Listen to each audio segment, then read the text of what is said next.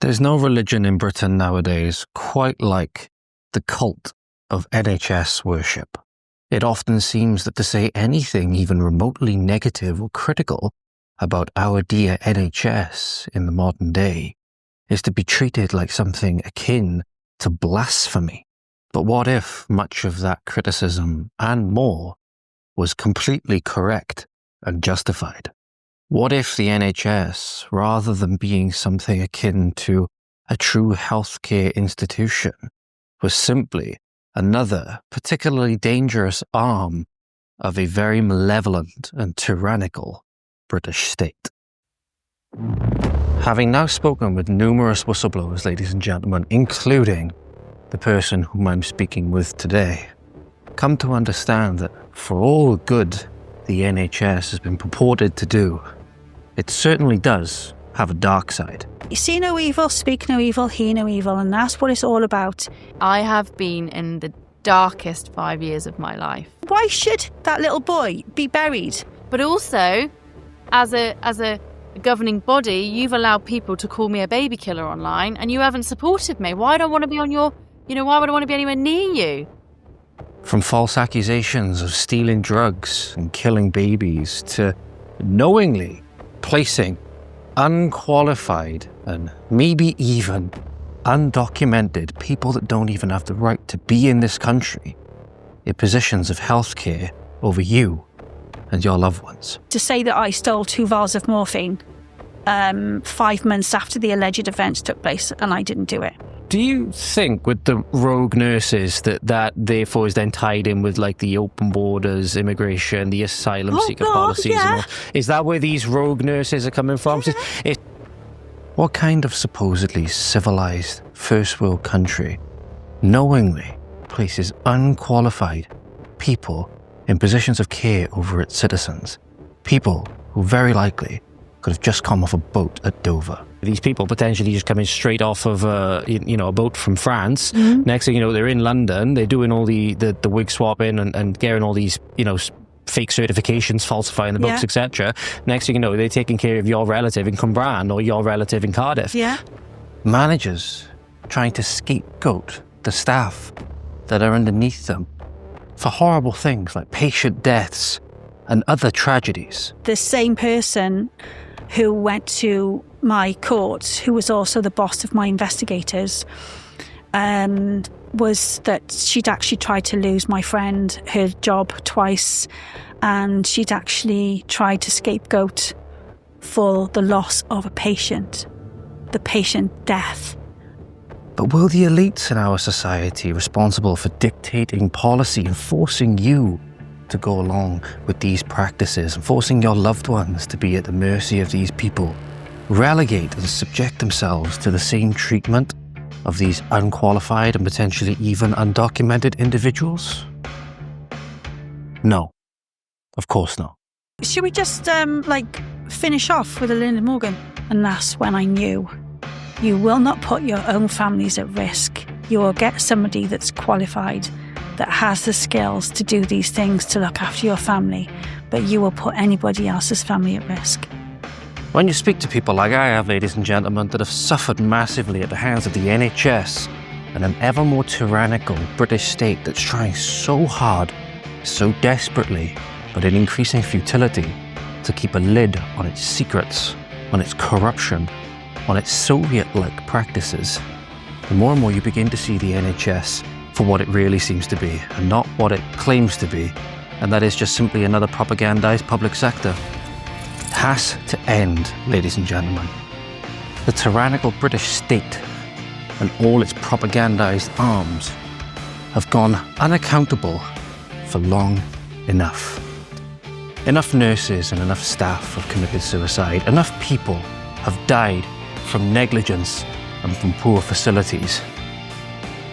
We've suffered in serfdom for long enough.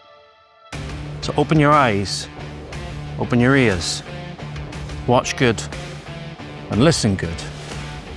Let's begin to make our government work for us again, our employees work for us again, and to make our NHS safe again.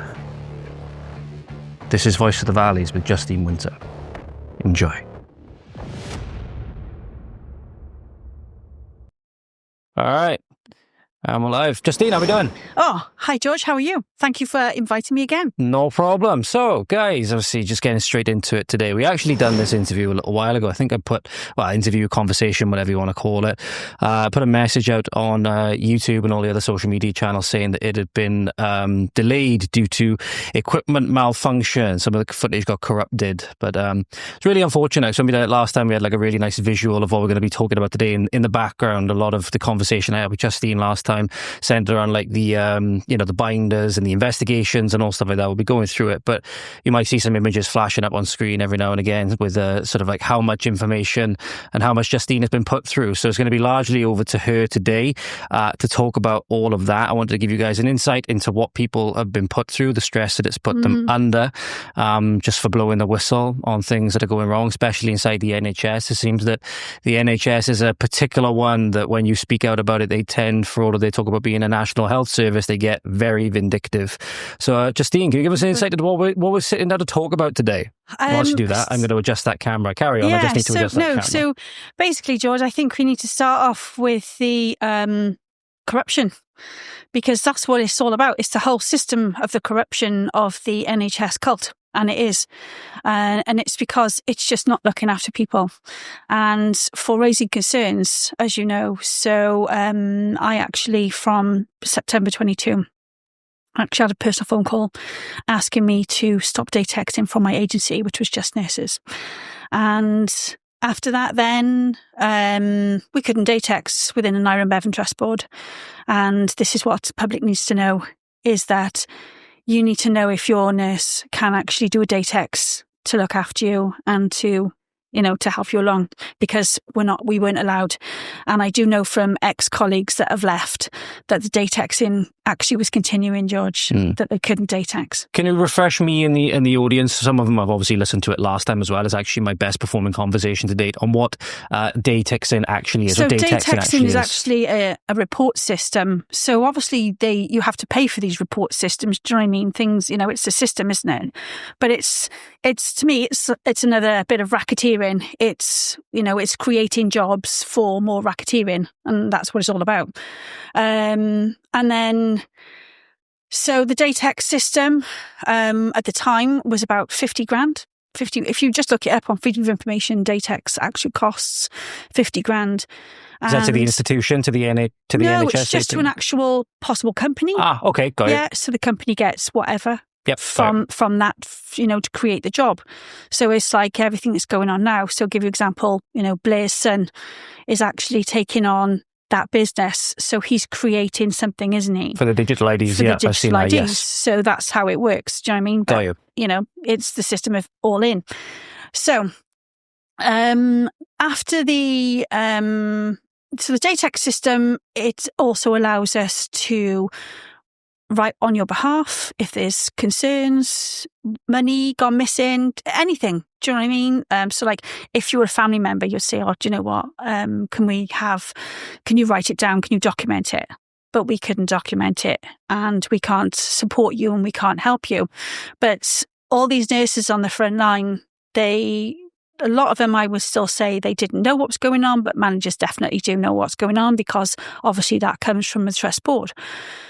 So, I'll try and it's not about fast forwarding. I've just got, my head is just banging all the time with everything, with numbers, with, and the system itself, and with what I've gone through. And just for raising those concerns and the cover-ups of care out in Iron Bevan, I suffered a lot. And in fact, I've actually had to sell my house, George.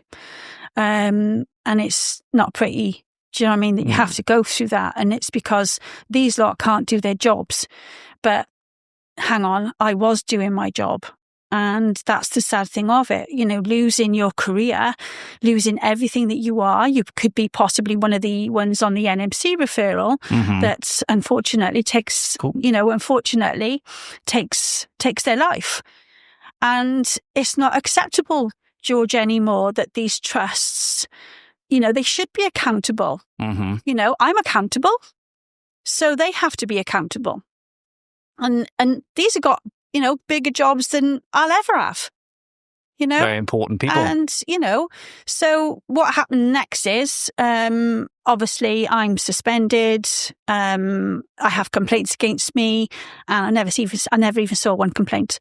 So I ask you guys in the trusts, not just in Iron Bevan, but in any trust, please do not go into that room on your own, because these managers, every single manager will work against you because they need to keep in the system. They need to keep their jobs. And that's how it works. And I'm not like prime example, because I'm not, but you've got over 30 managers involved in my case, which is for, which is Lucy Letby. Because everybody got in together, and everybody is like, she needs to be free. I'm being totally honest with you, George. She's innocent, right? She just worked out things like me, right? Probably what was going on, and you need to free Lucy Letby. And I'm not joking, right? It's a lot of things I've gone back over and had a look at that case. It's very suspect. Yeah, it's very suspect, right? So when I start working things out about cover-ups of care, the Datixing, and then the tax avoidance, so all these things amount, and your agency, and then that they're in with the investigators. Those things you don't understand at the time, because you're fighting so hard for your innocence. And I'm like, oh my gosh, I'm innocent. I didn't steal £200 off a patient. And you know who you are, who accused me of that. And also with the morphine. I mean, to say that I stole 2 vials of morphine 5 months after the alleged events took place, and I didn't do it. I mean, to steal 2 vials of morphine, any nurse would know that has to be double checked. Mm-hmm. It has to be, monitored. It's in a book. So something that has to be double checked by a superior as well, I would imagine, like some kind of manager? It's just, as long as it's somebody that's qualified. But then that's when you notice about the rogue nurses. Mm-hmm. So, and Iron Bevan knew this all along, about rogue nurses infiltrating into the system. All right, because we'd already had incidences with a HCA that pretended to be a HCA, but he wasn't actually on the books. And we started noticing things like that. They were monitoring staff for, for stealing of money. Certainly wasn't me. And I'm like, oh my gosh. And it's like a mirror defect, George. Uh-huh. It's like a mirror defect. It's like, I've done it, but I'll blame you, because it's just such an easy scapegoat way to scapegoat somebody, So anyway, especially in the case of the rogue nurses, because you said they know about them, but they just they know about them. They won't do anything about it. Was it the one superior that said when you tried to report it, they right now and they're probably gone? Or, I don't even think half the people here are nurses. Yeah. So as soon as I noticed the rogue nurse, I literally ran to the office. And I was absolutely gobsmacked to what was about to be coming next, because she said to me, well, I don't believe half the nurses are nurses. What does that actually tell you? That your managers are telling you, I don't believe half the nurses are nurses, because it's not fair. These people do not know what they are doing. They don't know pumps, cannulas. They don't know catheters. They don't know conditions, serious conditions, any conditions, because they're not trained at all. But if trusts want to keep doing that, then you need to know that you're at risk. And that's how I look at it. So yeah, I will keep whistleblowing, because my soul tells me to keep on whistleblowing. Now, the other thing is, George, was obviously let me think. Like I said, I've got so much going on in my head. So in May 23 then, I'm actually in Dubai, and I'm actually told that all my shifts are cancelled. But it wasn't until a good few days later that all of a sudden the complaints. So after the complaints, I'm told that, they could have just got rid of me and just said, we just don't want Justean no more, but they didn't. They had to keep a hold on me.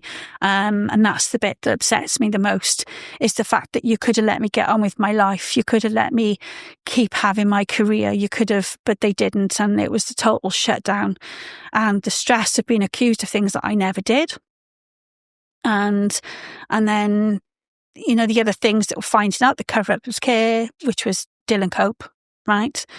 And the other things were Justine doesn't come under the complaints process. So I don't find out these things straight away. I find them out at different points, but that's the way it rolls, isn't it? We know that, it's not for 5 minutes. It takes a long time to work out these things, because it wasn't until, May 24, when I, on my employment tribunal, that I actually get it in my employment tribunal documents that Justine was sent as a precautionary measure. Why on earth would you send somebody as a precautionary measure? Please, I'm asking you, do not go in these offices with these managers on your own, because everything is a ploy. Everything is their way of it's like an accusation before it's even started. Do you know what I mean? It's very sinister. I can get you in the office on my own and I can accuse you of things. Well, no, you can't. I wouldn't do that to somebody, and there's no way that, the whole system is just shocking. But what you realise is, George, it's against you. So you're working really hard on the front line to save lives, because that's what you're supposed to do. I've been a nurse for 33 years at that point. And then I'm like, you still don't want to take any notice of us, all the cover-ups, and then you look at all the people behind in every single, department, they're against you. So why are they in these positions if they can't actually do their jobs? Because what you work out globally is that everybody sends the same letters. We're sorry that you've lost somebody. You don't care. Is the answer. You don't care, because they're in a system that everybody just sends the same letters. It's like a global letter and then you contact the ICO, and then you contact the police, and then you contact anybody, CQC, whoever. You're not in the remit. What is that system then, that you're not in the remit on anything, but yet they'll take a phone call from a CEO or whoever they want, because it's all false media. Right? They want their stories put across. They want their false narrative over. They want their false figures over. So what Anira and Bevan were doing, were copying what Betsy Cadwallader was doing. And that's how trusts work. They just take in ideas off each other and leave it for a couple of months, and then, try and wang it onto the next bit. And that's how it works. And I'm like, I get the system now. So... What was that other thing you mentioned? Sorry, the one you said that the United Bevan Health, what we're doing, what was it, Betsy? Yeah, so basically, I never forget is, I don't, honestly, George, I don't know if it's Vaughan Gethin or Gethin Vaughan, right? Whichever one. The ex-First Minister. Yeah, so basically, he'd actually at one point, so Betsy Cadwallader went into special measures. Right. And then come out of special measures, and then went, no, this is the whole system now for Betsy Cadwallader Trust. Trust, right. Yeah, okay. Yeah, sorry, hen. So what he was doing was, so obviously he gets figures, doesn't he? So with his figures, then he says, right, we'll put you in measures or we'll take you out of measures, because that's what a health minister does, doesn't it? You know what I mean? And that's what they were doing. But what they were doing was they were falsifying the books. And that's what Anira and Bevan have been doing, is falsifying the books. Now, that's taxpayers' money, George, and what is that? That's money laundering. Because don't forget, during COVID, we weren't giving you the treatment. So there was lots of things that we wouldn't do. Just say, for argument's sake, just one test that we couldn't do was the D-dimer, which is the blue top. And yet people really did need the blue top. But we're told to not do the to do the D-dimer.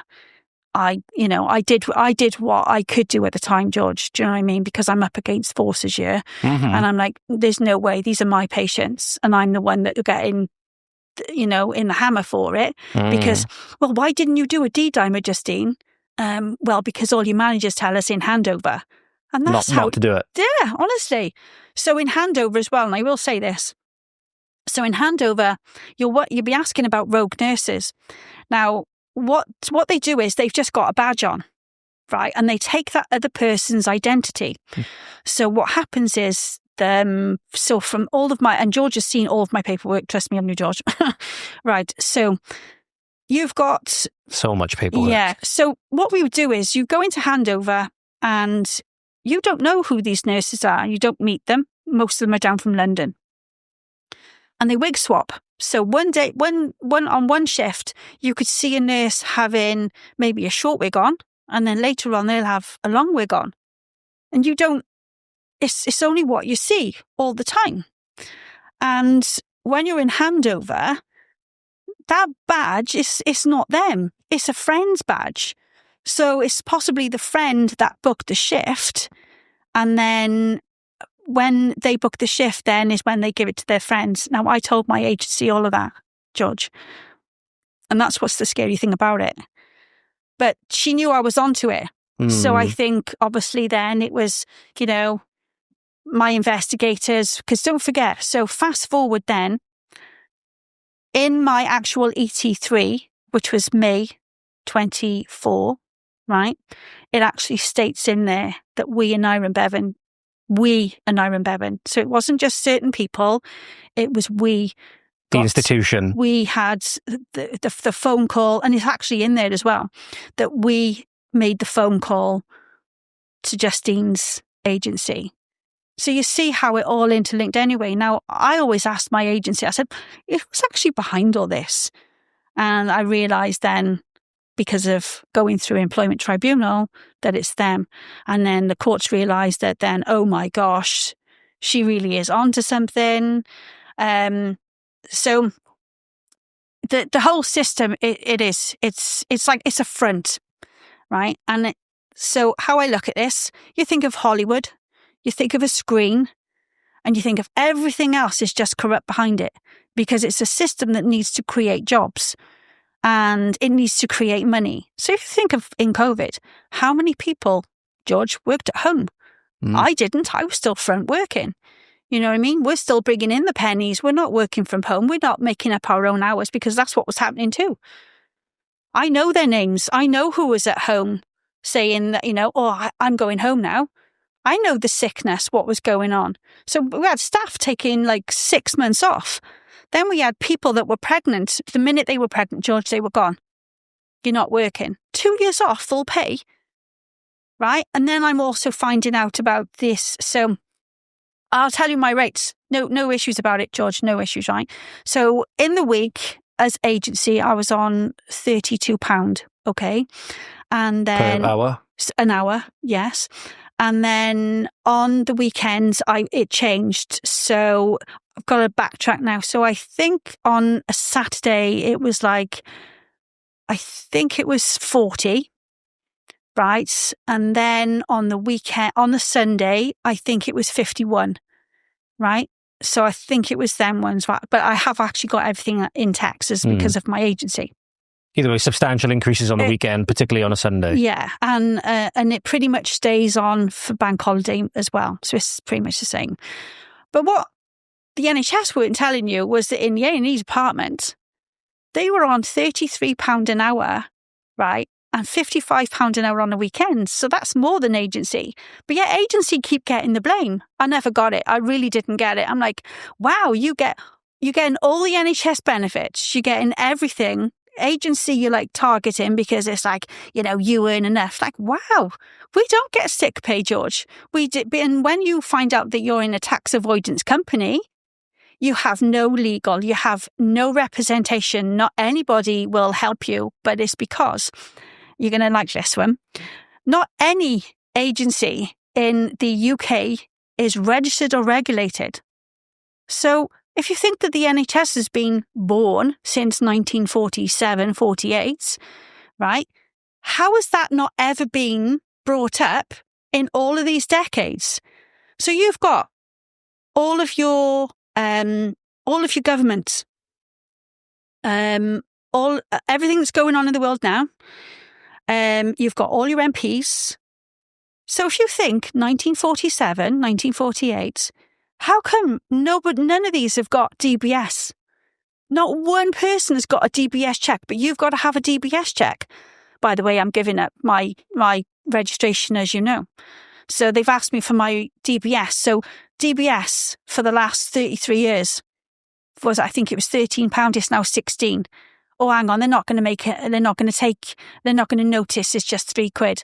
But you just put £1 million in 1 million times 16. It's racketeering, and it always has been. It's take off. So when you've got nursing, you've got your NMC, right? These are all corporations.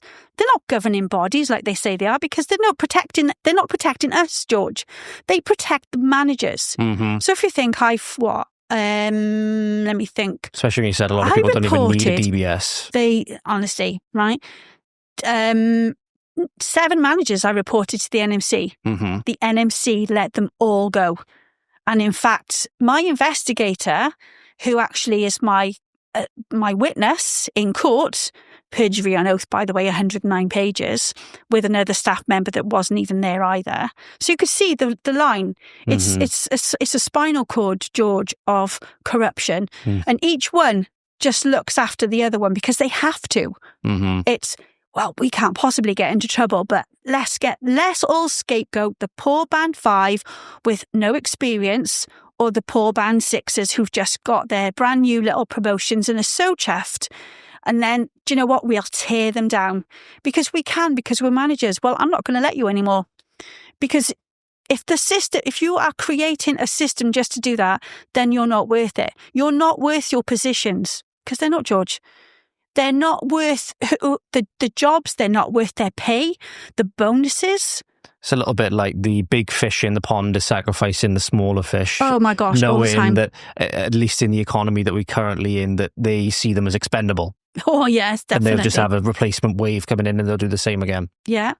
So, like I said, what they're doing is, what the NHS do, they act as the middleman, right? And that's how they've always acted. So you as the nurse, you are told to do statements, but yet you're never allowed to see the complaints. And then, hang on, so what happens is the public believe that it's the nurse that sees the complaint. We don't see your complaints. So what the trust do then, they change your complaints so that the nurse actually does a statement, like me. Do a statement, Justean, or you lose your job. Admit to stealing money, admit to stealing morphine, or you lose your job. And that's how it works. So what happens is then you actually, as family at home, because you're distressed, because you are, right? And then let's just say, because the apology is pretendingly from the NHS, but this is an actual genuine apology from the nurse. Right, and that's what they do. They get the nurse to apologise. Right, that they get the stuff, George, that they put the nurse through is shocking. And right? They won't tell you why either. You said they won't tell you why. They won't show you it. No, they won't show you it, and it's horrendous bullying. It's coercion. It's bullying to do what we want you to do. And in fact, I've actually got everything in my emails, George, and it's Justean, write what your investigator wants you to write, and I have that. I mean, like, it shows you what they do. You write what we want you to write, right? I mean, how much bullying more do you want in the proof of it all? Or you'll lose your job, or you will lose your job. So why should I admit to morphine when I never stole morphine? But that's what they do. Justean do a morphine course. And then they change the type of course, because all of a sudden it's not stealing it, it's you mishandled drugs. And I'm like, well, which one is it then? Because is it stealing or is it mishandling? So when you look, there's a big difference. It's a huge difference. There's a big difference. And it's not, it's just they change it all the time because they forget they're backtracking, right? They can't backtrack like we can, right? They're not as clever as we are. And that's the thing, see, George, I was told Justean lacks insight to reflect. I mean, how awful is that? But it's what they do. And it's like, just do it. Just do the course. No thanks, because I'm not complying to your no Datixing, which has societal and literally huge, massive consequences on the universe, believe it or not. Because what they're doing is, we can't look after you. So what happens when you leave hospital and you need care in the community? So you're stopping all this care. And it's like, so I'll give you an example. So the trust board has to report by law. So Datixing is law, okay? And if the trust stops you from Datixing, what are they doing? It's illegal. Breaking the law. They're breaking the law, right? So a trust also literally goes to 17 other health board organisations, right? So number one, coroner. So I bet you in the case of Dylan Cope's death, that coroner did not know that we couldn't Datex, because guess what? There were 33 failings. So if there's all these failings, George... Spoken to Dylan Cope's mother as well. It's a tragic case. It's a tragic case. It's a cover-up, right? They need to be held accountable as a health board, right? Any health board. Because you're scapegoating. Do you know what? She's finding out too much now, Justine. She's doing this, she's doing that. We need to start thinking how to get rid of her. And that's all it was, George, was just complaint after complaint that I never saw. Different things and different points. And they dug up from like years ago or months ago even. You said they dug up these like old complaints. So suddenly I had a complaint from a year earlier. And even my agency at the time, he said, it's completely fabricated almost. He said, Justine, I don't get it. He said, how can you even possibly remember? But different things at different points. I'm like, I remember that. No two ways about it. So when you've got things like Dylan, right? Why should that little boy be buried? In terms of, he needs to be known. His case needs to be known. His soul needs to be known, George. And there's no two ways about it. We don't want to be like, we're not there. We need to have our stories told. We need to have accountability. Dylan needs to have accountability of what they did. Justice, because absolutely. They knew that we couldn't Datex.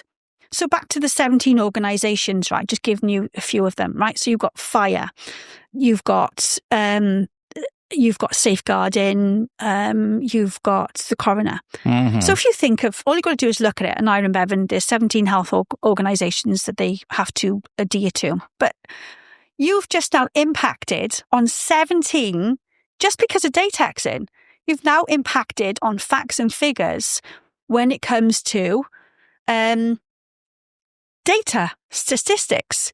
You've changed all the narrative for all of these data, all these audits. So if you go onto an Wales audit, George, you know how much an audit costs? Okay, just for one, look them up, right? Just look at the Senedd reports, performance reports.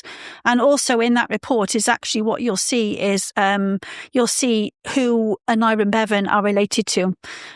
Page 240 of the Senedd report, 22-23. And in fact, what I actually find out later, George, is that they changed the titles of these reports. So that's what it's all about. They changed them so that you don't backtrack. So when you got these, like I said, you got these 17 organisations, all of them are impacted. Audit Wales are impacted. The Senedd is impacted because they don't have proper facts and figures, because everything is, let's not tell them. So what happens, George, I don't know if you know this, but when you go into special measures, in case you couldn't tell, ladies and gentlemen, we have a bit of a guest in the studio today. Let's see if I can get a little video of it, which comes back round now. She's been a little bit mischievous little shit. A little mischievous little shit black Labrador by the name of Bailey, ladies and gentlemen, is joining us in the studio today. Just to go on that though, ladies and gentlemen, a little bit of information for you before Justine picks up where she left off. Just typing into Google now, health board audit costs UK. Typically, depends on the board itself, but typically in the range of about hundreds of thousands of pounds for external financial audits. So we're not talking small amounts of money here. So the one, George, that come up on my little thing was, so one audit Wales cost £386,000. 392,000 for Hywel Dda University Health Board. By and that's just one audit. And like I said, it's false, and I can prove it. Nearly £400,000 of taxpayer money on a false audit. It's false audits. And it's, like I said, it's public concealment. So it shows you where that your cash is going. And obviously, don't forget. So look into special measures and you'll see. So when they come out of when a trust comes out of special measures, it actually means that it's not accountable to the Senedd. Right? So what they were trying to do is from September 22 was actually get out of special measures. And that's where Lynette Morgan comes in, George, because I wrote to her. So because I'm so innocent and I'm fighting and fighting and fighting, and I'm like, oh my gosh, what is going on with my career? I was being buried, literally alive, and I'm not joking. And that's what's the scary part, George. It's, what are we going to do to her? What can we do to her next? And it is the next. What are we going to do? And then, so, like I said, I don't come under the actual complaints process because I'm agency. Agency don't come under an NHS complaints process. So why was I under an NHS complaints process? I should never have been. That's what I'm saying. You should have just let me go and have my life, but you couldn't let go. So anyway, so what happens then is that so that was in May 23, and then in July, because there's all this extension, right? And it's like, what can we do? What can we do? What can we do? It's the dog. It's the dog. And I just imagine on the camera, I think they can actually see her, just the nose sticking up at the table. Oh, it might not actually. It might be zoomed in a little hopefully bit this far. is a funny interview, but there we go. So where was he, George? So the next thing then. So right. So in July, I'm actually told that I come under the trust and I've got to go to HR. And I come under HR. Sorry, I not go to them. Because I was actually refused by investigators to have an interview about what was going on. They actually refused to see me. So in July, I'm told by my agency, we're waiting for HR to be involved. But bear in mind, this lot already knew, because don't forget, from my employment tribunal in May 24, I'm actually told it was an Iron Bevan that sent me as a precaution measure to the NMC referral, which was very vexatious, by the way. And you know what? Yes, I did report the managers, but I'm still saying to you, it is horrific what they did to me. And the fact is that I was innocent. And that's what makes it even worse, is the fact that this lot just get away with things, and the scapegoating, and they protect each other. They certainly like their little bonuses. They certainly like their tea and biscuits when it comes to meetings. But I don't know if you know this one, George, because this is horrific. So you get all this lot having their freebies, yeah, when it comes to, their buffets, their meetings and stuff. But yeah, I know this from kitchen staff, that there were people that were let go because they had a piece of toast, George. I mean, says it all, doesn't it? It does, doesn't it? But we can take what we like. We can take as much taxpayers as we want. We can racketeer it. We can filter it and put it to our pockets. I got a family member. He worked on the ambulances. He wanted to take one of his patients a sandwich that was going out because a date was going off on it anyway, and they just wouldn't. No, they wouldn't let him. They were going to throw it out anyway. Yeah, but that's still taxpayers' money. They still paid for it, mm-hmm. And it's like, don't do this, don't do that. I'm like, oh my gosh, but that's an elderly patient out in the room. Why can't they have a sandwich? And I did do this because I did have patients, right? And more so the elderly, especially. Do you know what I mean? Because they'd been sat there for maybe bloody 10 hours or whatever. And I used to give them a sandwich because I'm like, stop saying that the NHS is free. It's not free. This is paid for with people's dead money because it's your pensions that you never see, right? So you think like this, George, because it's true. So when I lost my husband in 2019, and I was told this, I was told that you have to stay single, and then you have to reach 67 before you can get your late hubby's pension. So that means that they've kept 40% of my husband's pension, because I'm probably not going to live to 67. Why do you need control over my life, whether I stay single or not? Who is that? Who are they to dictate what I do in my life? I pay enough bloody taxes. You've stopped my pension. So for the last 2 years, I haven't even put into a pension, George, since May 23, because they stopped all that as well. So that's all you want to do, is stop me and stop me and stop me. What gain do you get from that? Because you're pathetic as far as I'm concerned. So anyway, moving forward. Right, so September 13th, I'd had enough, right? And I actually wrote about my two investigators. And I also wrote about my agency and I put grievances in against them to the trust board, right? So September the 14th, I actually contact ACAS, which is the legal side of it, for court. And I'm told I'm in date. Now, on August the 1st, 2023, I'm given my P45 by Acacia, who was tax avoidance. Now, don't forget, George, these trusts, they certainly know about the tax avoidance companies because the NWSSP team are procurement for the tax avoidance companies. And who's that entity? Sorry, could you just refresh on So the NWSSP is they call themselves the legal team for the trusts. They're classed as the risk assessment team, right, for your trust, right? So, of course, these protect the NHS. But don't forget, and this really does, I think this is shocking. So, £15,000 they'll pay. So, if you lose somebody and they admit to it because they don't want to investigate it, George, they just want to pay you off. You're quicker to pay off. Hang on, you've lost a child, we'll give you 15 grand for a child who's gone, oh my gosh, that child lost his life. To get away with not doing the investigation. Right, to get away with doing the investigation. And then, but you'll pay £100 for the barrister. Now don't forget, George, over 50 media, over 50 journalists would not take my story. What does that tell you about the system? It's all in and it's all corrupt. And it's only to pay the girls and boys who are, do you know what, we'll put you into position because we'll pay you 100 grand to sort this out. These are huge sums of money, but this is taxpayers' cash. So what do? They need to increase your taxes for whatever's going on in the world now. Oh, hang on, one world order. And I'm going to say that because I just said it and I'll say it again, one world order. And that's the way it's going. You've got one group of people that want to rule the world. Well, guess what? Not on my shift. Because you're not doing it. You got to fight these lot. It's the biggest racketeering in the world, and that's what it's all about. It's for your assets, it's for your cash, it's for your homes. And don't forget, all you've got to do, George, is look at Reels, isn't it? They're already telling you, we want everything that you own. You will own nothing and be happy. Yeah, and that's what, and it is, and it's the digital, it's everything. But I will say this because they know I'm going to say this. All films, documentaries.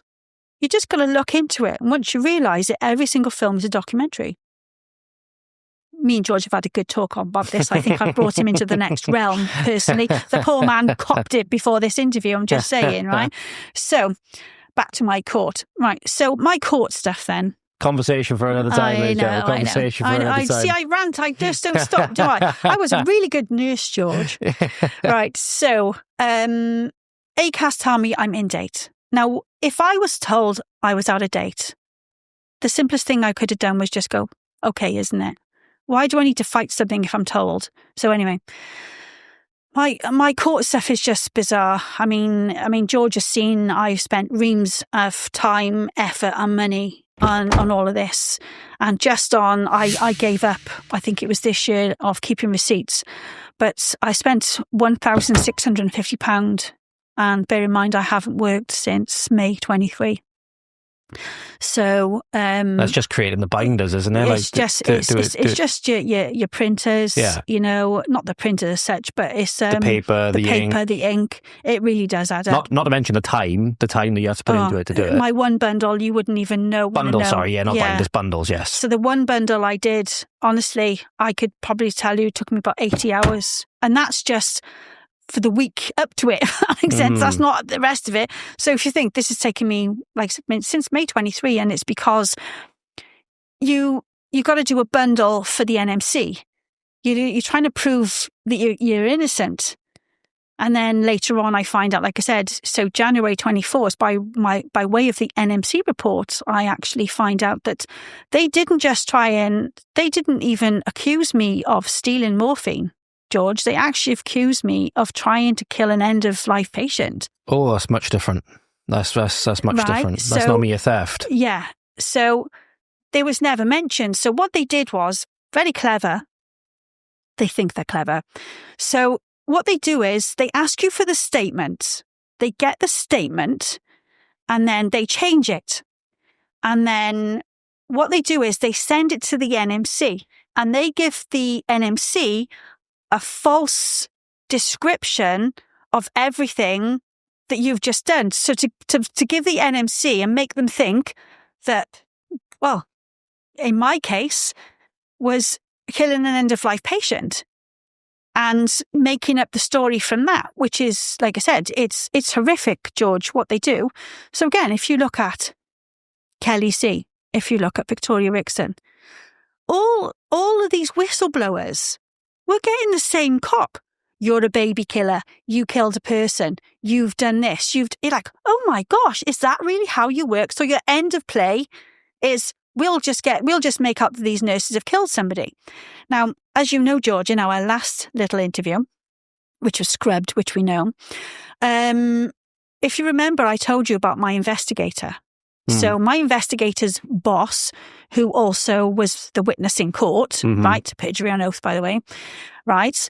And in fact, on that one, George, the judge actually asked me if I wanted to cross-examine. I said yes. That judge actually let her go home. And I never even knew. And then 3:00, the case was chucked out. So you didn't get a chance to cross-examine? I didn't even get my chance to cross-examine because they knew. Sounds about right. Right, exactly.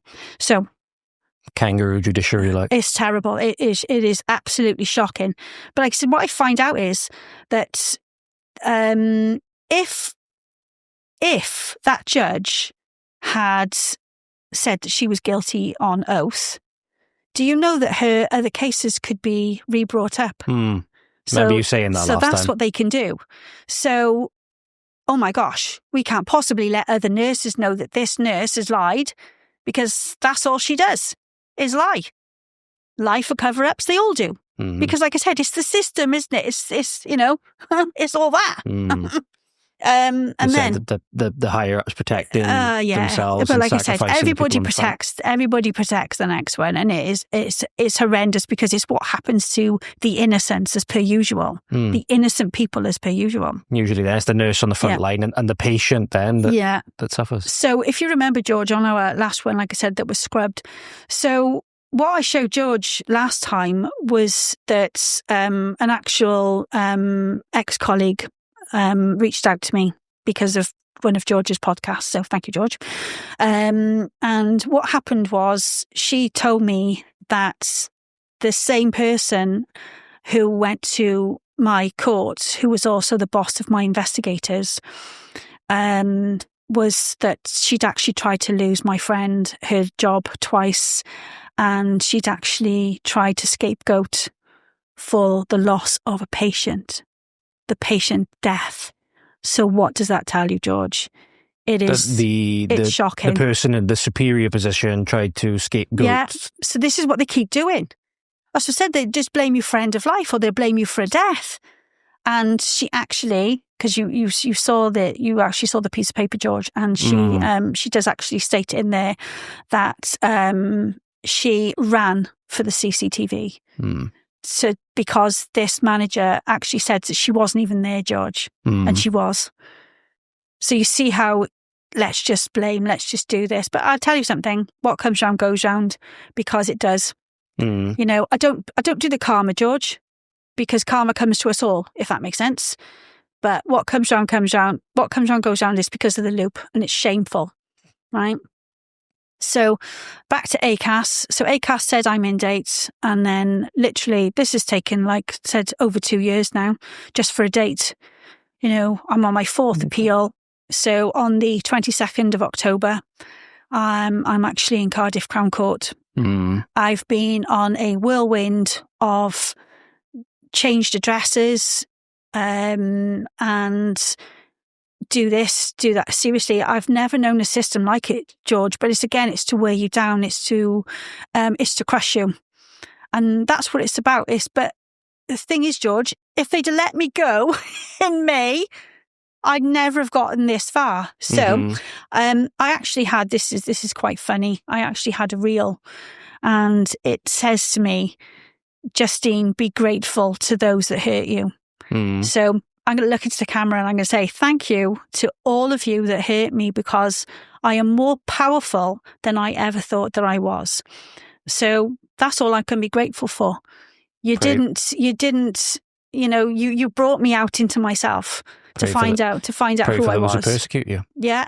Yeah. And I feel sorry for them, George. I don't hate them, because I don't. I'll never hate. But I feel sorry for them that's the level that they sold their souls. And I feel sorry for them that not one of you could look after somebody that was innocent. It's like, what's going on in the world now, right? I can't stand it, George. It really does affect me, because you could have created all of these things. You could have created, like I said, people to learn how to, make things. Instead, you take away the fields and you put solar panels on. You're creating disaster. But obviously that's what they want. You want to create that, but that's guess what? We'll get you. I don't have to get them, George. Time will get. Do you know what I mean? And it always does.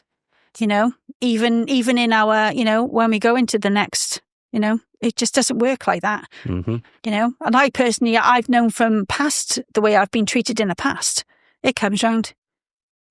You just got to wait for it. But the judicial system, it is shocking. And it doesn't, so even on I did an address wrong. And I actually got told by Cardiff to send, so they sent me the address. I sent it, and within a week, George, I had it back. And it was saying that it's not the right address. Oh, not at home, sorry. It's on the back, on a red little sticker on the back. I've kept it. And it says not at home. And I'm like, what do you mean not at home? So what I did was I phoned up the post office and I just said, look, I'm just asking, what is the address? And they actually told me that this address was null and void 2.5 years ago. So I'm like, oh my gosh. So Cardiff, that means that Cardiff have been sending claims to an address that was out of date. Now, if you think about this, I told you this before, and obviously we know that our little schwarry-do was, deleted. But what is really interesting is the fact that Rick Mail had this right years ago. And you look at one of those clips, and he'll tell you, no different to here. I'm looking at you, you can see me, but I can't see who's behind the camera looking. And Rick Mail said exactly the same thing. You can't see who's behind. So if you phone the HMRC, is it not just a phone scammer? If you phone any of these, are they not just somebody, working at home behind a desk? Have they got qualifications? Because we don't know them. This is, like I said, this is global racketeering. There's no way about it.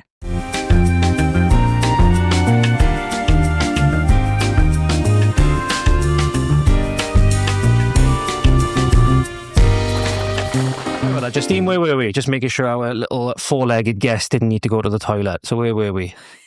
So basically, the actual judicial system. Yes. And the fact that, like I said, I contacted Cardiff, and it's so. Address had been defunct for 2.5 years, you said. 2.5 years. And but don't forget, you're in dead. You got to do the deadlines. You have 14 days. You have this. You have that. But nobody, not any of these else's ever adhere to, deadlines. But we have to. The whole system has to, except for these lot. And that's what's like quite, strange. But either way, you've got Cardiff then for 2.5 years, been sending people to, as far as I'm concerned, not being funny, I think dead addresses on purpose. That would be my first thought. And it's because, do you know what? We don't have to deal with them. We don't care about the suicides. We don't care about these people. And we don't care about them in the system. They can just go. And that's the easiest way to deal with it, is just a wrong address. Now, don't forget, so that was March the 11th, 23. And, 24, sorry. And I'm like, oh my gosh, is that really how this system, like I said, I've learned a lot along the way. And then it's, like I said, you just don't know who's on that phone. You know, you don't know. You'll never know. And how I look at it, it reminds me of, you know, when somebody calls you at home and it's somebody that's trying to scam you out of some money. It's very much the same. Mm-hmm. And it's like, if you look at like council tax, if you look at all these letters, they're not signed. Probably have the same accent as well. And it actually says, they? you owe me. You owe me. Mm-hmm. But yet, hang on, what I don't get is when Chris died, I actually was sent from the HMRC a £1,800 letter. But I never had no like itinerary behind it, if that makes sense. I never had no process. I just had, you have to pay it within such and such. Well, of course, I'm grieving. I don't understand the system. Now I understand it, right? And I'm like, wow. So you just go on people's pity, but yeah, hang on. But you'll keep my late husband's pension, right? Which he paid 40% for, which I probably will never get or never see. 40% of everything across his life, pretty much. Pretty much, yeah. And I'm like, but yeah, I still owe £1,800. I did say this at the time. I said, so how do I owe £1,800? You don't give me an itinerary when I, you know, not kind of got over grieving, far from it. You know, you never get over it. But I'm like, wow. So you just like go on people's pity all the time. You just throw a number out because that's what it felt like. Let's just tell her she owes £1,800. See what we can get out of her, basically. See what we can get, right? Let's put the fear. Let's do this. And I'm like, but yeah, hang on. You're taking my husband's pension because I find out these things that later on. And then you look at your council tax. You know, stop paying your council tax. I'm not joking. Your birth certificate is a bond, right? They go into your head. They actually make films from your dreams. And that's what you don't even realise, all these films. So like, what's it called? The Dreamcatcher, Willy Wonka, all of them, every single film has a meaning, has something in it. So when you look at all of these things, I'm like, oh my gosh, everything starts to make sense. When you look at Monsters, Inc., they take your dreams. They make a film. They've probably made zillions on me. And yet, I still haven't had a payday yet. I'm just saying, George. Just saying, okay? Need to charge royalties. I know, I need to charge royalties. I know. Hang on. They've certainly taken 1984, George Orwell's 1984 as a blueprint. They've certainly taken a lot of inspiration from that one. Actually, I think it goes back to the... I actually think, George, that it goes back to the gods of Egypt. That's what I think it all goes back to. Hang on. We'll do that. So, with the court system, you just go back and forth. You're out of date when you're not out of date. So my first judge, and I have said this, he was quite nice, okay? But he didn't read my bundle. Obviously, as you know, later on, I find out that the room is rented, which I didn't know then. And it's their people. It's their admin staff. And it's only because, and I think I tricked them up in the system. They didn't expect me, to go down there. They thought that I was going to actually post it, but I didn't. So when I got down to Cardiff ET, I've got the address on my letter. This was last month? And what happened is I get there's like a barrister outside. And I just said to him, is this the right address? And he said, no. He said, that's Crown Court. So I go over to Crown Court. I go upstairs to a little office and I speak to a woman. And she said she doesn't even know about EAT Associates. Complete like shell company, like just complete false entity. So everything you need, like I said, I'm just so glad all my life I've questioned things, you know, and it's to learn. Because if you don't learn and you stay stagnant, but that's the thing, isn't it? They want you to stay stagnant. They want you to not be awake. And they don't want us people like whistleblowers to say how the system works or what's going on. We know it's expensive because I certainly know it's expensive. I know it's time numbing. But I just say when I get to Cardiff, and she doesn't know the company, and she said, shall I speak to my manager? So I get the manager and I speak to her because I thought, well, it's an opportunity. So I speak to her, and once again, George, she doesn't know about EAT associates either, which I find quite bizarre at this point. But it's from her that she tells me that the rooms are rented. And now I certainly know that the judicial system has obviously been dissolved and changed over the years. And you just need to look at the history of that, because trust me, that's like another day's work of talking to you. If you also look at the police, so in 1996, the police were dissolved and it's actually a corporation. It's not... again, you need to look at these things. You need to look at the Magna Carta 1215, and you need to look at the Bill of Rights and all of these things that put you into your sovereignty, because that's when you become free, and away from the system that actually binds you into it. So when you write your letters into a box, that means that you go into the box, into their realm, so to speak, into their box. Now, I don't know if you know this, George, but the birth certificate. So your birth certificate is actually, it makes your children, I'll try and do it this simpler, right? Because it's very complex, but again, look into this, please. So your birth certificate is actually put on the stock exchange, and it's a bond. And from that then is basically you're coined in. So think of Squid Games. We're all bets, all of us. All your dreams, everything that you can put together, it's to make you think that you're not clever, when you're all very clever people. And that's what they bargain on in the system, that you're not clever. So you do need to wake up. And I know that's not a nice thing to say to people, but it's one of the true things that you need to look into, and it's looking into your truth, because this is how the system keeps you asleep.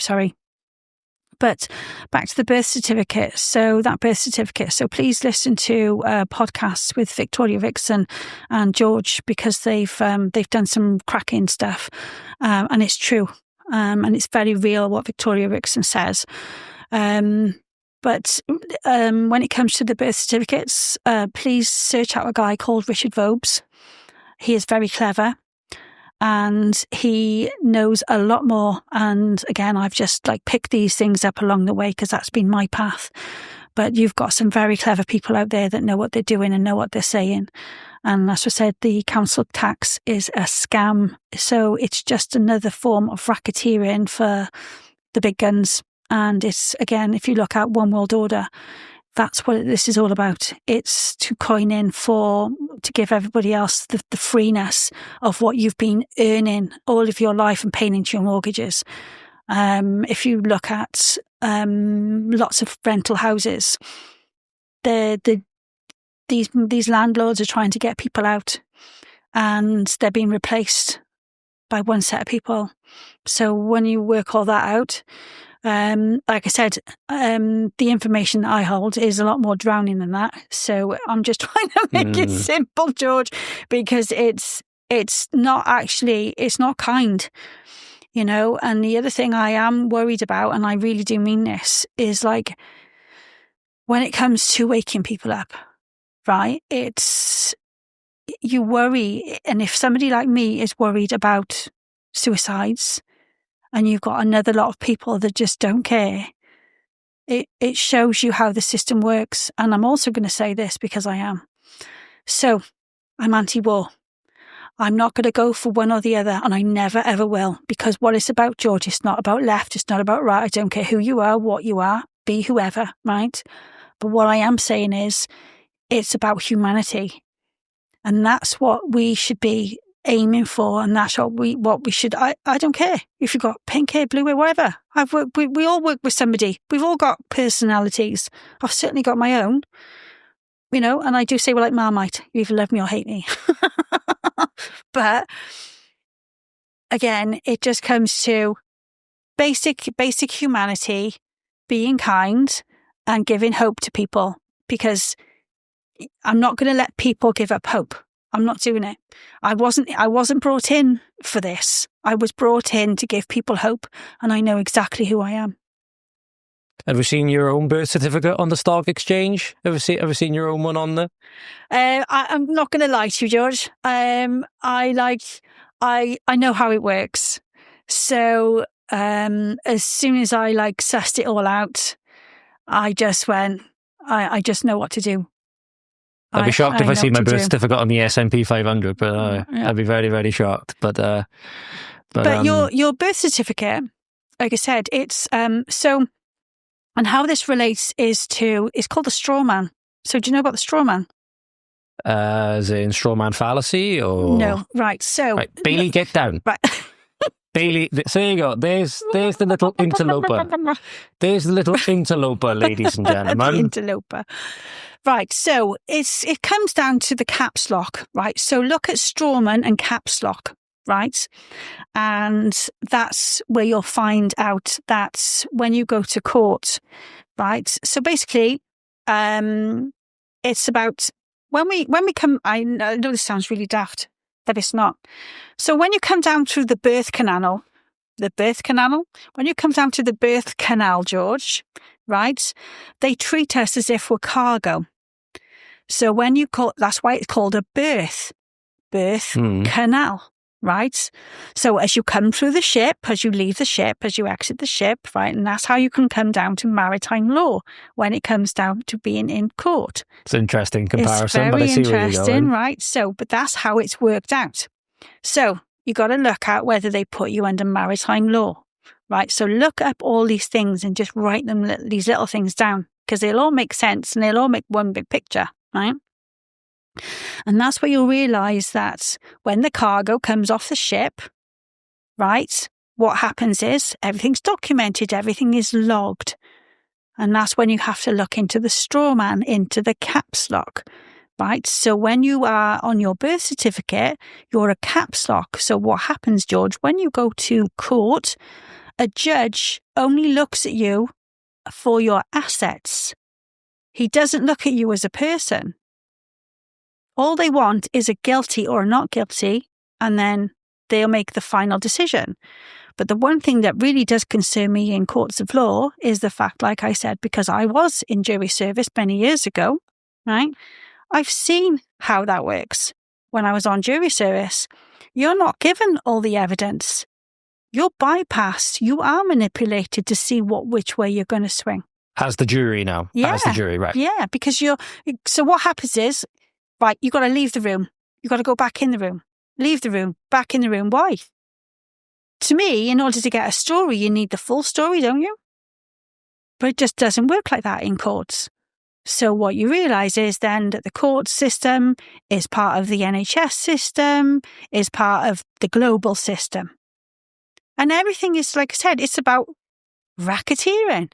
It's what we could take off you. Never mind whether you're guilty or not guilty. Let's see what we can take off you. Let's see what we can take. So we haven't just taken taxpayers' money. We've also taken, we'll take your car now. We'll take your house now, because we can do that. And in the 1990s, George, this is true. My mother, right? So, and then this is how you work out the banks. So in 1990, sorry, hair it's off the top. Right. So yeah, she leaves those everywhere. My parents, right, and like most people, worked very hard, right? So what happens in the system is that, especially in the 90s, if I do remember I can't remember the exact date because I can't, but it was in the 90s, and my mum and dad had lost their business. And like I said, they worked high as a sea. And I do give credit to my mum and dad, right? They worked really, really hard. And mum and dad bought the house, so they changed the house. So you basically got your mortgage, yeah. Then you go into a next mortgage because you want to, upgrade. And there were 4 of us. And if I don't remember the total figures, but but always these figures come to mind. So £1,500 my mum and dad owed at the time. Obviously, it was a lot of money then, yeah, right? So the bank obviously wanted that £1,500. And don't forget, at the same time was, I think, the bank interest rate went to about 15%, right? Always interest rates. Right, but it's done for a reason. It's for this reason what I'm about to tell you. So what they do is, the banks, you owe them money, but yet you've been paying for these mortgages for all your life, yeah? You might have been 18 and started your first mortgage, but you're still paying a mortgage 40 years later, and you knew that, right? And then 40 years, and then my mum and dad owe this money. I think, if I remember, they managed to sort out the money. They paid the bank, right? My mum and dad still lost their home, George, right? Repossessed? Right. Well, they had to go bankrupt, right? And I'm like, oh my gosh.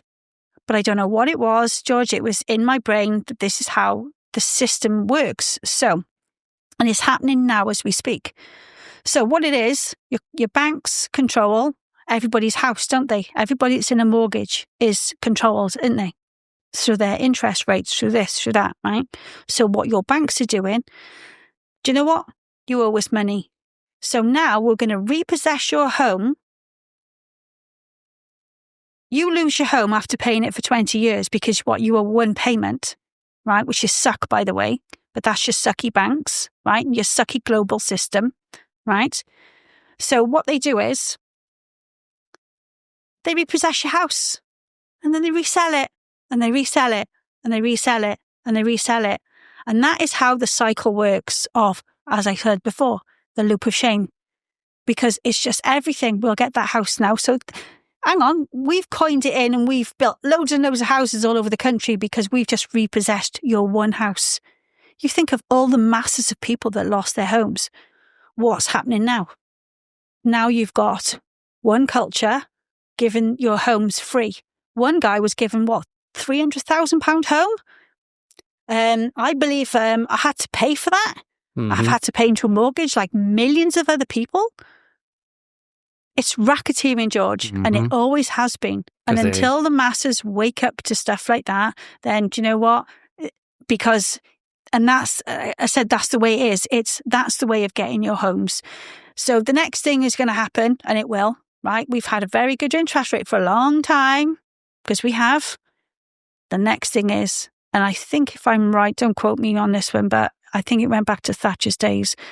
I actually do like Thatcher, I'm being honest, in terms of lots of her quotes, okay? But there was a time that it went up to 15%.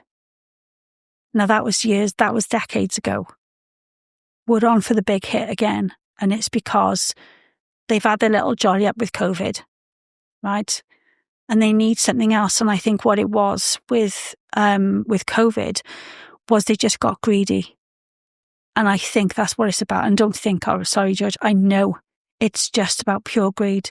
And that's biggest wealth and power transfer we've ever seen. It's massive.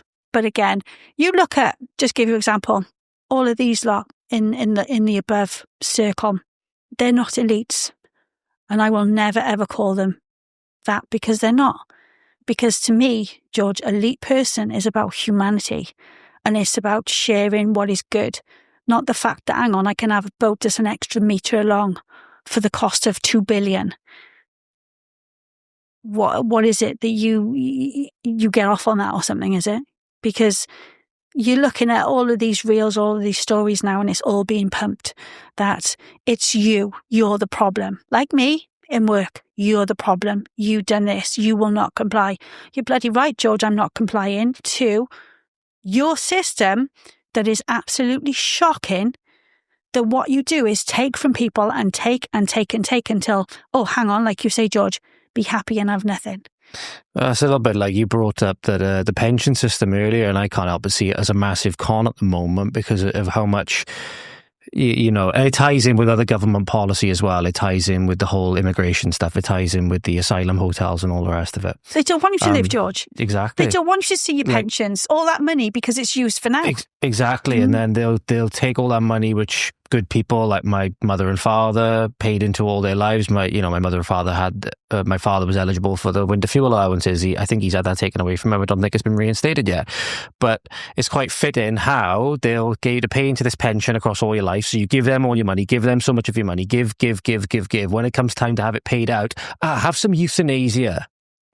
Let's push through some additional euthanasia instead and start making more people eligible for medical assistance in dying, as they call it. I'm like, call me a conspiracy theorist, but if you wanted to concoct a plan where you wanted to get the most out of people across their life as possible, and then the minute, again, you keep raising the ceiling for when they can get their pension, people like me, if we ever did want to retire, we'd never see that day with the way that it's going. And when it comes time for the government to pay out, because they don't want to pay out, or they're just like, is there a way that we can, way that we can off them instead? But it's not just your government. It's not. So, like I said, it's the government front. Everything behind it is just an office behind a closed door. I mean, it could be Keir Starmer that's actually giving me a ring. Do you know what I mean? He was on British Airlines flight the other day. Yeah. He was on Air India. Yeah. You just don't know. Like I said, the whole system, it's one big racketeering. It's so, especially since 2020, so after I lost hubby, I realised that, George, I'm not joking. I don't mean to sound awful. I promise I don't. But I actually worked out. So when lots of people were staying in, that wasn't law, don't you? So people stayed in and they never told you it was law. It was actually mandatory. So I was actually travelling around, George. Police riot vans in just parks trying to get people to break it up, shouting over the PA speakers in the riot vans. It was ridiculous. But you could riot like hell if you were Black Lives Matter out in America, mind. You could riot like hell. They didn't put any social distancing there. Yeah, I actually went to Snowdonia and climbed the mountain. And those hotels were open, George. That's what I'm saying. People just were like, it was the fear, and it was really sad because, and then don't forget, so as soon as we had unlockdown, what happened after that? That's when it was, you got to pay for the beach. You've got to pay for everything. And then it's like, more taxes on. I'm like, my gosh. And it's shocking how quick people went to showing QR codes to go everywhere. Yeah. And thinking that it was normal. Yeah. Sadly, I was one of the people that didn't see it for what it was at the time. Listen, George. Showing the QR code to go down and sit at the restaurant. It's not about that. Listen, we were all sucked in, okay? Absolutely. All right? Not anybody can say that they weren't, okay? Not even me. Because I was, in terms of, as I said to you before, we're stuck in a system. We're stuck in a loop until we get the break. Now, what the system's been doing, like with somebody like me, just keeping it in so that I didn't break free, so that I didn't work it out. But the unfortunate part is I did work things out all my life. I just was put back into it, if that makes sense. Put back asleep. We need to put you back asleep. You don't think we're not on for global hypnosis? Trust me, we were already under that when it came to COVID. Do you know what I mean? Look at that. Well, look at what that did. It was global. You had everybody. And then what I was trying to say to you, George, you look at, just one word, Datixing, right? It can change the whole narrative of what it serves. So like I said, they didn't get that information. So I'm just giving an example. So let's just say there were 10 broken femurs, right? And then from that 10 broken femurs, then you might think, oh, well, hang on, the coroner needs to know or the fire service needs to know because they need your input, don't they? Go, okay. And then all of a sudden it's like, well, hang on, nobody's breaking their legs anymore. Nobody's breaking their femurs anymore. Nobody's Datixing anymore. There's no problems anymore. So the only thing you're ever going to do, George, is save cash because you're not dishing out for treatment. So you're denying basic, and in fact, it's not just basic, it's just even basic human rights. You're not giving somebody that care or that right to have their choice. Now, I'm not anti-vax, as you know. I'm not anti-medications because I do take medications and lots of us will still take medications, right? I'm not going to go down the paracetamol route. I take paracetamol, right? But I'm still saying it comes down to choice. My friend has had, sorry, Judge. Sorry. Right. So my friend has had 11 COVID vaccines. It's her choice. If she wants them, I'm not an influencer. I'm not even into politics. I can't stand the lot of it. Do you know what I mean? But it's messy business. It's very messy business. And seriously, I do try, but it's hard not to, unfortunately, with what I've learnt, but I still try and steer away from it because I just think your governments should be protecting you. And I don't even care about these globalists because these globalists needs to be protecting you as well. If they had any decency about themselves, they would be trying to sort the mess out rather than do the opposite, and they're not. It's not about basic humanity. It's just everybody's about cash for them. Like I said, do they want an extra foot on their yacht? Biggie, you know what I mean?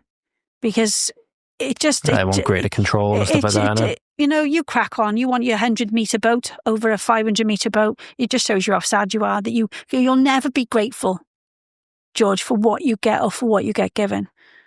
And I'm really grateful that I had the opportunity to speak to you today. Thank you very much. No problem at all. There's a couple of other things I wanted to go over a bit quick, because the one thing you mentioned, which I can't remember if we talked about last time, but it highlights something which I wanted to bring up, because I couldn't help but think that these two things would be interlinked, and I got a feeling if anybody's watching, they might have potentially made this link as well. You mentioned the rogue nurses, going back to about an hour or so in the conversation now. Were coming down from London. I'm correct in saying they're coming down from London. Yeah. Do you think with the rogue nurses that therefore is then tied in with like the open borders, immigration, the asylum seeker policies? Yeah. And all? Is that where these rogue nurses are coming from? Yeah. It's not just like Barry from down the street that's putting on a mask and a fake badge. These are people that are whether they've come over on a small boat or even potentially come over legally, but because you just don't know who they are, George. You do not know who they are. So the ones that I was speaking to, because like I said, when they say, Justean, I'm like, I spoke to these people personally, George. I was doing nights, right? So there wasn't really many shifts on the day. And I'm like, well, I got offered nights. So I said, I haven't done them for a while. I said, but okay, go on then. And that's how I get talking to the girls. So that's how I find out they all live in the same place in the village. Okay. HMO, is it? House multiple occupancy? No, it was like a little village. I don't know where to, George. It was like a village kind of place, accommodation. So what I found out then was that they bed hop. So basically it's one in, one out. And they all bring food down. So yeah, it's just organised crime. But I did say this before in a different podcast, but I'm going to slightly adjust it because yes, it is down to the nurse to book the shift. Okay, the trust knew about finder's fees as well. So one agency was claiming 6 finder's fees for one nurse. You see how it works, and it's just money after money being sucked down the tubes. And then that's taxpayers' money, and it's another agency trying to coin off another agency that, like I said, they're not registered or regulated. So why hasn't the government since 1948 said, you know what, we need to have you registered or regulated? Because this is not just, George, in the NHS. This is in tertiary care. This is in nursing homes. How shocking is that? Well, these rogue systems, these rogues are all the same. Seriously, yeah. And don't forget, the managers know the friends, the managers have the people. Is that way, not to, again, be a stereotyping thing, but you see a lot of these videos then of these so-called care nurses, whatever, and they don't know what they're doing. Assaulting their care patients, and they all tend, you notice a pattern, and you tend to notice a pattern then of, for where certain people may come from, should we say, if we want to try and be politically correct about it. Is that where this is all sort of tied in together? The NMC, I don't know if you know this. So the NMC, I think it was actually when I was coming back from India, the NMC has, so I think, don't quote me on the figure, but I think you'd have to look at it. So they found 1,996 Nigerian nurses, right? 1,196. 1,900. Or 900. I think something like that. 1,996, okay. Between 1 and 2,000. Yeah, We'll go with that. Between 1 and 2,000. let's just do that. Yeah. Right. So what the NMC had done was found that these lot from Nigeria, Ghana, they were actually falsifying their certificates. Right. So they started to put them through a process of finding out who was what. However, the actual NMC did get rid of something like 650 nurses off the NMC register. So if you think £120, right, for each nurse that they get, but you've got one nurse that books a shift on an agency, for example, one nurse, and she'll give her friends her shift. So what we were doing in handovers, right, they're not them on the badge. Mm-hmm. So all they do is they got the friend's badge, that's why they're normally late to work, because they badge swap to get in. So that's what was happening down in Cardiff A&E. That's what was happening in the Grange A&E. But not one manager would do anything about that. Terrifying, because that's terrifying. 2 years ago, just over 2 years ago, that's where I was in the fight for my life. Right? So if they're not going to do anything, guess what? Stuff that the public concealment, because the public need to know, George, what is going on in these trusts. And if they don't care enough about you, that you are in danger, because look what Anira Bevan has just done now. Right? They want the masks back on. Right? What were the masks doing during COVID? They were hiding sin all the time, right? See no evil, speak no evil, hear no evil. And that's what it's all about. If I don't say it, if you can't see what I'm saying, it was never said. And that is how it works, right? And now they're on about not having family members in for their families during this new whatever is going on. Now, how scary is that we drop your family off and we can't see our relatives, knowing what happened during COVID? Yeah, so we're actually going, George, into more terrifying times. Absolutely. Right? So let's just say for argument's sake, is any of these managers, how would they feel? How would they feel if they couldn't see their family? Right? Or just have a designated person say, do you know what? I'd like to see my family member to make sure that she's okay or he's okay. The system is broken, George. There's no two ways about it. And I still think, I know this, right? They're demolishing it bit by bit. And that is what they're doing. Because you will end up with a trust full of rogue nurses doing whatever they like, going wherever they want to go. How dangerous is that? Oh, extremely. Extremely, especially I think. And this is where I get it. Somebody commented on one of my videos. It was a video highlighting that a Conservative councillor in the Vale of Glamorgan was talking about the small boats, and somebody commented on it saying, well, you don't have any small boats down here, so what are you whining about? But then I'm thinking, it's exactly as you said there, where I'm thinking that everything that's happening in England, for example, is going to affect what's happening here, because we're all landlocked together as a country. So you mentioned there, these people potentially just coming straight off of a boat from France. Mm-hmm. Next thing you know, they're in London, they're doing all the wig swapping and getting all these, fake certifications, falsifying the books, etc. Next thing you know, they're taking care of your relative in Cumbraen or your relative in Cardiff. Yeah. So I'm like, you can't pretend that just because it's going on up country, just because it's going on a few hours away, that's not going to affect here. And I wanted to make sure that I was on the right track with that. Because as soon as you said that they were coming down from London, well, I was like, oh, well, hang on, this just gives me credence to say that, look, just because the problems are going on up there, just because the boats are coming in at Dover and not at Cardiff. This is worldwide. This is worldwide. And you mentioned this is happening all through hospitals all up and down the country. You mentioned as well, this is happening in hospitals in England, hospitals in you look at the Holiday Scotland. Inn down by Bruce Airport. It's full. Mm-hmm. Right? Was it a couple of weeks ago, I went to the Brecon Beacons and there was a bus full of asylum seekers. Right? And also, who else was it? I can't even make this one up, George. I was coming back from the Brecon Beacons, right? And I popped into a little cul-de-sac.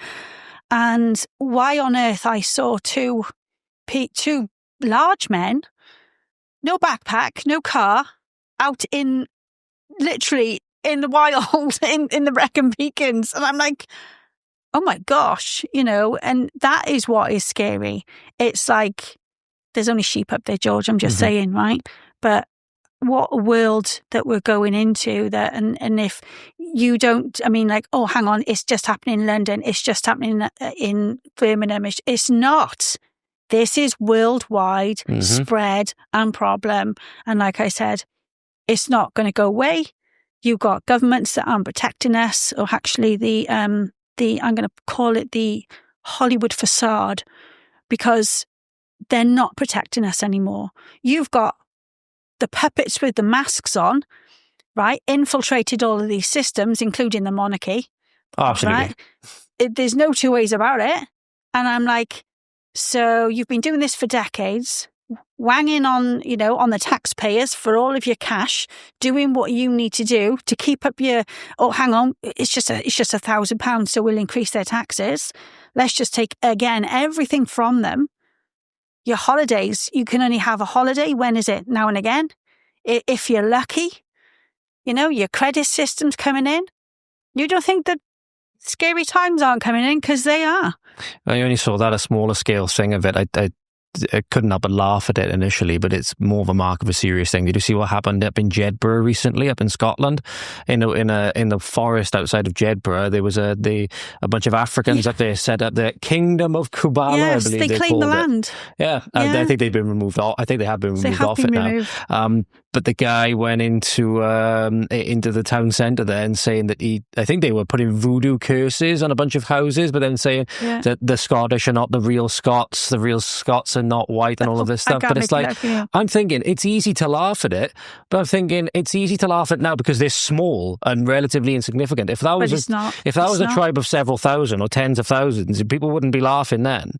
You know what I mean? And it's coming. Absolutely. Judge, it's coming. And like I said, when I saw that bus driver and he just sat there and everybody's had their phones, and I'm like, oh my gosh. So you'll take off our elderlies and veterans to stay homeless while these lot get 5-star, and then you'll hang on, just the phones. But yet those phones, that's a massive contract in itself. Everything's a contract, we know that, right? But hang on, you'll give them a £300 phone each, but you won't give your elderly like their £200 allowance. By the way, they need a bit more. Okay. But yeah, it's exactly as you said. It's taking everything from the people that have built this country, built this society on their backs. Right. My father, for example, and I believe my grandfather before him, breaking their backs down the mines and then on lorries and buses and so on, keeping the communities going, doing good work in their communities. And now you even just get fired if you have the wrong opinions now and you express them publicly. But they're bending over backwards then to accommodate what can only be seen, in my opinion, as a foreign voting bloc, which they want to import because they want to turn us into they vote themselves in, George. They vote themselves in, and they have done for decades. That's what I said. That's why your vote means nothing to them anyway, because everything's rigged. You look at all of these ones that's rigged. Oh, didn't you? The 2020 election in America, it was the safest and most trusted election I've ever seen it. Okay. No, it's not actually washing anymore, George. The sudden 20 million votes for Biden or whatever it was that occurred out of nowhere. No. Did you not notice it was a mask though? Did you not notice that it was a mask? I've seen some people say, and I'm not sure 100%. I wouldn't be surprised. Sure. I wouldn't be surprised. Nothing would surprise me anymore, to be honest. But it always scares me when he goes into Roomba mode. He goes into the mode of like that down there, the vacuum cleaner, and he's like this. Yeah. on the stage. You know what I mean? But yeah, no, I thought that was really important as well because I think it's important to see there, because it's a direct link there. People bandy on about immigration and asylum, quote unquote asylum seekers all the time. And you're seeing now, ladies and gentlemen, I'll address you to the camera directly in this instance, how important it is, because you're seeing there how easy it is for someone to, via falsified records, go from straight off a boat, not only into a hotel or into one of these HMOs or whatever it is, one of these communities, and then they're taking care via falsified books, via wig swapping, uniform swapping, badge swapping, etc., of your relatives when they're the most vulnerable. Not even up in London, from Dover to London to Cwmbran, right, or from Dover to London to Cardiff or wherever, or to Glasgow or to Edinburgh. This affects everybody, and that's why again people, you get called far right or whatever it is for saying this stuff. This is just you got to put your relatives first. You got to put your people first. Yeah, that's right. the government and the other globalist organisations in this instance have shown that they're not going to. They've been marked. Yeah. They've been marked. Is there anything you want to add, Justine? It's been a great conversation. Is there anything you want to add? Yeah. So should we just finish off with a Lyndon Morgan? Yes, by all means. Okay. Very important in Welsh politics, ladies and gentlemen. First Minister at the moment, if you didn't know. Who actually also, like all of them, get promotions, because I don't know if you know that a few of them from the Trust Board have actually got promotions to the Senedd. So this is after everything that they did to me. They still the Aneurin Bevan Trust Board now, is it right? Okay. Some of them. So if you look at James Calvert, if you look at, what's her name, Judith something or other her name is, and they just not, like I said, everything's just about them, George. Everything's about their cash, their money, their pensions. They don't care about people. And then you've got September the 13th, when I wrote to Aneurin Bevan about what's going on. I also wrote to the Health Inspector Wales, and I also wrote to Lyndon Morgan. And my response was from Lyndon Morgan that thanks for raising your concerns, but it's an employment matter. And like I said, I'm like, but at the time, I'm like, what do you want about my employee? It's not nothing to do with employment. I've just told you the concerns. I've just written to you 8 pages of concerns, including rogue nurses. But that's the point, see, George. They knew about rogue nurses before and did nothing to protect the people. But yet, hang on, I did notice this. So when I'm in work, I'm like, when not specifically her family, I'm not saying that because I don't know, right? But I do know that some people I looked after their families' managers, right? And I'm like, I get it later. I don't get it straight away because you don't do it. As I said, you've got to pick up the pieces of the puzzle, isn't it? Right? And I'm like, I get it now. So you'll swap me for that nurse. They'll remove that nurse and put me in place. And I got it. And that's when I knew you will not put your own families at risk. You will get somebody that's qualified, that has the skills to do these things, to look after your family, but you will put anybody else's family at risk. Or they use their lovely substantial paychecks that are far and above anybody else's to put them in like some private hospital or whatever and leave us plebs to the... Well, don't forget, George, and like I said, I know I don't say the name because, I'm not even calling them what they think that they are now. But don't forget, we kept a room for a VIP. And obviously, while patients were on the floor in agony.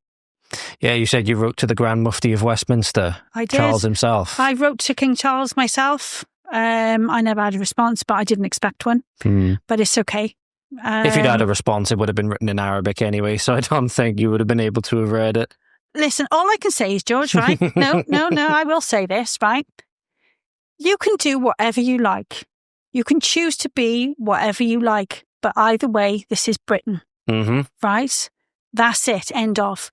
You want to convert? Anybody can convert. You want it, but you don't do it by forcing or coercion. It needs to be by choice. If that's his choice, crack on. But it doesn't mean that you implement those rules in Britain because you are the monarchy and you're supposed to be acting like the monarchy, like his mother before him. Right. There was a school down in Swansea recently. They brought somebody in from the local mosque or whatever it was, and they were teaching about Islam or whatever and trying to get them to pray to Allah, the school kids. And the kids said, oh, I'm a Christian, I don't pray to Allah. And very chillingly, in my opinion, I was going to do a longer segment on this on one of the solo shows. The person from this mosque, according to Patrick Christie's on GB News, this was, said to the pupil, oh, don't worry, by year 6, you'll all be Muslim. That's what they said. That's the intent. That's what's dangerous.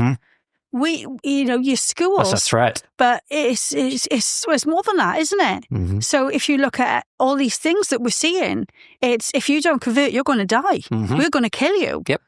I mean, you don't think, where is anybody? Where is the humanity to do stuff like that to people. Mm-hmm. I mean, what is it? We just got to wait now for them to say, there's the button. We've just pressed the button. I tell you, the quickest button you should do, right, is defund them. And your quickest way of defunding them is by pressing your council tax button at home. That's a good point. You got no digital ID. Nobody can like say, oh yeah, it's you.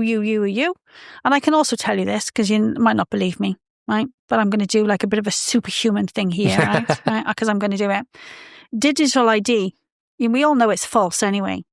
But digital ID is because if you think they can read your minds, because they can, right? And if you also think that just watch any film, they need to keep hold of the superhumans. They need to find out where they are, what they're doing. So even when you look at like traffic lights, they need to slow you down to see where you are and what you're doing. That's all it is. It's just a trick. Everything is an illusion. And then when you wake up to that, and then all of a sudden you'll think, do you know what? I'm actually 8th dimension. There you go. Well, 8th dimension, ladies and gentlemen. So that's an amazing conversation. Well, thank you very much, Justean. I really appreciate it. You're welcome. And hope you guys found that useful and enjoyed it, guys. And if you would like to obviously support this show or whatever, there's many ways you can do it.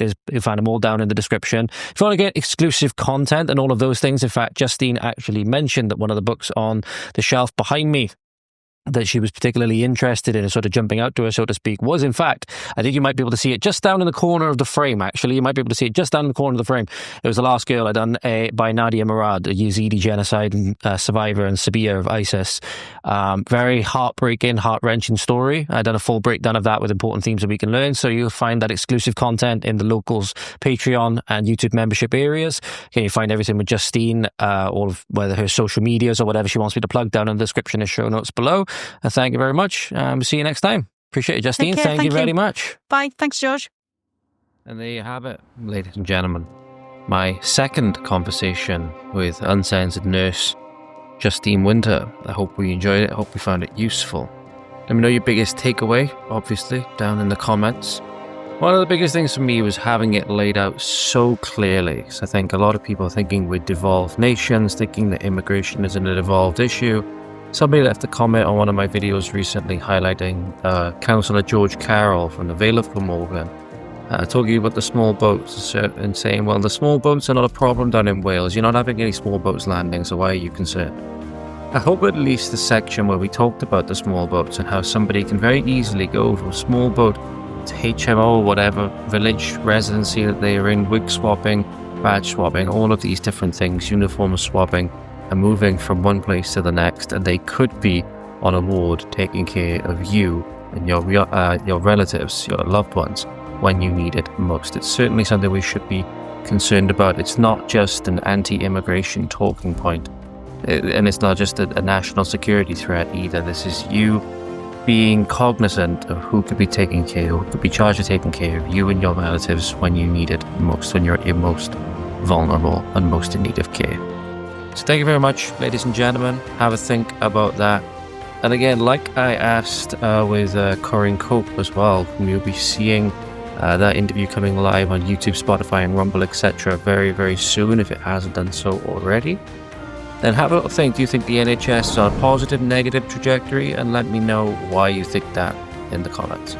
Thank you very much, ladies and gentlemen. Take care. Follow me on all the socials. Justean's stuff is all down below as well. Please consider becoming a member on either locals, Patreon or YouTube memberships. You not only get a lot of exclusive content, but you also get early access to content as well, like interviews, and you also get the opportunity to ask questions of the guests and stuff like that as well in the future.